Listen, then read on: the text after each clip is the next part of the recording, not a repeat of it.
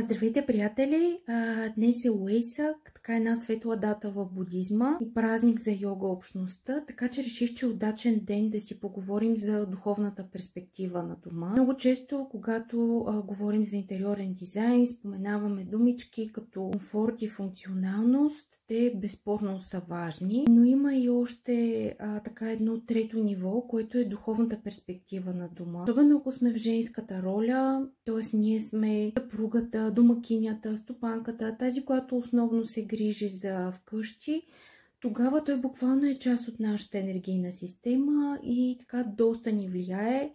Ако е красив, подреден, уютен, ако се чувстваме добре в него, той ни подкрепя. Ако не е, така имаме разни зони на загриженост, тогава по-скоро ни влияе негативно. Така че моя апел към дамите е да се грижат за дома си с любов и той ще им я върне. Чао, чао!